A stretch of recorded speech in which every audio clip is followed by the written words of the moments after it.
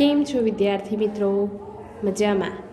ધોરણ 4 વિષય ગણિત ગમ્મતિયતર પ્રકરણ 13 ખેતર અને તેની ફરતે વાડ પાઠ 2. આગળના વિડીયોની અંદર વિદ્યાર્થી મિત્રો આપણે પરિમિતિની વ્યાખ્યા, ચોરસનું પરિમિતિનું સૂત્ર, લંબચોરસનું પરિમિતિનું સૂત્ર, ચોરસ અને લંબચોરસની પરિમિતિ કેવી રીતે શોધવી તે ઉપરાંત બીજી અન્ય આકૃતિઓ હોય, આકારો બીજા હોય તેવા આકારોની પરિમિતિ એટલે કે તેની સીમાનું માપ કેવી રીતે શોધવું તે વિશેની સમજ આપણે મેળવી ચૂક્યા. હવે આજે આપણે ફરીથી જોઈશું કે એ જ પ્રમાણેની કેટલીક આકૃતિઓ અને તેની સીમાના માપ એટલે કે પરિમિતિ આપણે કેવી રીતે શોધી શકીએ છીએ. તો સૌપ્રથમ આપણને અહીં એક આકૃતિ આપેલી છે કે એ આકૃતિમાં માપ આપે છે 40 સેમી, 25 સેમી, 25 સેમી, 40 સેમી અને 25 સેમી. બરાબર. હવે આ આકૃતિ ચોરસ કે લંબચોરસ નથી, બીજો અન્ય એક આકાર જ ધરાવે છે. માટે આપણે એના માટે શું લખીશું અહીં કે આકૃતિની સીમાનું માપ બરાબર અથવા તો આકૃતિની પરિમિતિ બરાબર. બરાબર, તમે બંનેમાંથી કોઈ પણ એક લખી શકો છો. પછી આગળ આપણે શું કરીશું, જે આપણને બધી આ આકૃતિની અંદર બધા માપ આપેલા છે એ દરેક માપ આપણે લખીશું કે આકૃતિની સીમાનું માપ બરાબર એટલે કે આકૃતિની પરિમિતિ બરાબર આપણને અહીં માપ આપ્યા છે. તો અહીં આપણે સૌપ્રથમ દરેકના માપ લખીશું અને વચ્ચે શેની નિશાની કરીશું? સરવાળેની. તો અહીં આપણે સૌપ્રથમ લખીશું 40 વત્તા 25 વત્તા 25 વત્તા 40 વત્તા 25 મીટર. હવે આપણે શું કરવાનું છે વિદ્યાર્થી મિત્રો? દરેક જે આપણે સીમાના માપ લખ્યા એ બધા જ માપનો સરવાળો કરીશું અને એ માપને અંતે આપણે માત્ર એક જ વાર એકમનો ઉલ્લેખ કરીશું. બરાબરની નીચે બરાબર કરીશું. 5 ને 5 10 ને 5 15 નો પાંચડો વધી પડી 1, 4 ને 1 5, 5 ને 2 કેટલા થાય? 7, 8 ને 1 9, 9 ને 4 13, 13 ને 2 કેટલા થાય? 15 થાય. તો જવાબ શું મળ્યો આપણને? 155 મીટર. છેલ્લે જવાબ કરીને લખીશું. જવાબ બરાબર આકૃતિની સીમાનું માપ અથવા તો આકૃતિની પરિમિતિ શું થાય? 155 મીટર થાય. ત્યાર પછી આપણે બીજી આકૃતિ જોઈશું. તો આપણે એમાં લખીશું અહીં આપણને 35 metre, 12 metre, 16 metre, 17 metre, 16 metre, 19 metre, 13 metre અને 47 મીટર.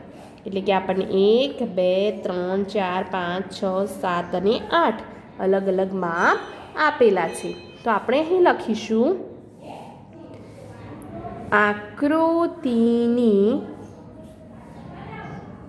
પરિમિતિ બરાબર દરેકના માપ લખીશું. તો સૌપ્રથમ લખીશું 35 વત્તા 12 વત્તા 16 વત્તા 17 વત્તા 16 વત્તા 19 વત્તા 13 વત્તા 47 મીટર. હવે આ દરેક માપનો સરવાળો કરીશું. બરાબર. તો અહીં 7 ને 3 કેટલા થાય? 10, 10 ને 9 19 થાય. 19માં 6 ઉમેરો તો કેટલા થાય? 25, 25માં 7 ઉમેરો તો 32, 32માં 6 ઉમેરો 38, 38 ને 2 40, 40 ને 5 45 નો પાંચડો, વધી 4 પડી, 3 ને 4 7 ને 1 8 ને 1 9 10 11 12 13 ને 4 17. તો 175 મીટર આપણને આ આકૃતિની પરિમિતિ મળી. બરાબર વિદ્યાર્થી મિત્રો, આપણે આગળના વિડીયોની અંદર સમજૂતી મેળવી હતી કે જો આકૃતિનું માપ મીટરમાં આપેલું હોય તો તેની પરિમિતિ પણ આપણને મીટરમાં મળશે. આકૃતિનું માપ જો સેમીમાં આપ્યું હોય તો તેની પરિમિતિ આપણને સેમીમાં મળશે. અને જો આકૃતિનું માપ આપણને કિલોમીટરમાં આપેલું હોય વિદ્યાર્થી મિત્રો, તો આપણને આકૃતિની પરિમિતિ શેમાં મળશે? કિલોમીટરમાં જ મળશે. તો આ આકૃતિની પરિમિતિ કેટલી થાય? 175 મીટર. આકૃતિની પરિમિતિની વ્યાખ્યા શું સમજ્યા હતા? કે કોઈ પણ બંધ આકૃતિની બધી જ બાજુઓના માપનો સરવાળો. તો અહીં આપણને અલગ અલગ જે બાજુઓ આપી છે 8, એ 8 બાજુઓના માપનો સરવાળો કરી આપણે 175 મીટર આકૃતિની પરિમિતિ મેળવી. જવાબ કરીને લખીશું. જવાબ બરાબર આકૃતિની પરિમિતિ 175 મીટર થાય. આગળ જોઈએ આપણે ત્રીજા નંબરની આકૃતિ, જેમાં આપણને જોઈએ તો 40, 5, 30, 10, 20, 30 અને 35 મીટર આપેલા છે. આ જુદા જુદા માપ આપેલા છે. તો સૌપ્રથમ આપણે જોઈએ આકૃતિની બાજુઓ કેટલી આપેલી છે. તો 1, 2, 3, 4, 5, 6, 7 અને 8 બાજુઓ આપેલી છે. તો આપણે અહીં લખીશું આકૃતિની સીમાનું માપ બરાબર. હવે દરેક માપ લખીશું. સૌપ્રથમ લખીશું 40 વત્તા 5 વત્તા 30 વત્તા 10 વત્તા 20 વત્તા 20 વત્તા 30 વત્તા 35 મીટર. હવે આપણે દરેક બાજુઓના માપનો શું કરીશું? સરવાળો કરીશું. તો અહીં આપણે જોઈશું 5 ને 5 10 ની 0, વધી પડી 1, 4 ને 1 5, 5 ને 3 8 ને 1 9, 10 ને 1 11, 12 13 14 15 16 17 18 બરાબર. તો અહીં આપણે લખ્યા 19. તો શું થયું? 190 મીટર. જવાબ કરીને લખીશું. જવાબ બરાબર આકૃતિની પરિમિતિ એટલે કે સીમાનું માપ 190 મીટર થાય. બરાબર વિદ્યાર્થી મિત્રો. તો અહીં આપણે 3 આકૃતિઓ જોઈ. હવે જોઈશું આપણે ચોથી આકૃતિ. તો એમાં આપણને માપ આપ્યા છે 30 મીટર, 45 મીટર, 40 મીટર, 35 મીટર અને 10 મીટર. આપણને અહીં કેટલી બાજુઓ આપી છે? 1 2 3 4 અને 5 બાજુઓ.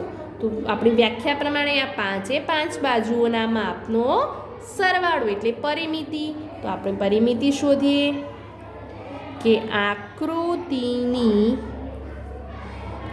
પરિમિતિ બરાબર. હવે દરેકના માપ લખીશું. 30 વત્તા 45 વત્તા 40 વત્તા 35 વત્તા 10 મીટર. હવે આપણે આ 5 જે બાજુઓ છે એ બાજુઓના માપ લખીશું. બરાબર. તો અહીં આપણે માપ જે આપેલા છે તેનો સરવાળો કરીને જવાબ મેળવીશું. તો 5 ને 5 10 ની 0, વધી પડી 1, 3 ને 1 4 ને 4 8, 8 ને 4 12, 12 ને 3 કેટલા થાય? 15 ને 1 16, એટલે કે 160 મીટર થયું. જવાબ કરીને લખીશું જવાબ બરાબર આકૃતિની પરિમિતિ અથવા તો સીમાનું માપ, આકૃતિની સીમાનું માપ 160 મીટર થાય. બરાબર વિદ્યાર્થી મિત્રો, તો આ પ્રમાણે આપણે આ 4 અલગ અલગ આકૃતિની સીમાના માપ વિશેની સમજ મેળવી. તો આ 4 માપ તમે નોટબુકની અંદર લખશો અને ત્યારબાદ સ્વાપોથીની અંદર આવી જ કેટલીક આકૃતિઓના માપ આપેલા છે તેને આધારે તમે સ્વાપોથીની અંદર પણ આ પ્રશ્નો પૂર્ણ કરી શકો છો. બરાબર વિદ્યાર્થી મિત્રો, થેન્ક યુ.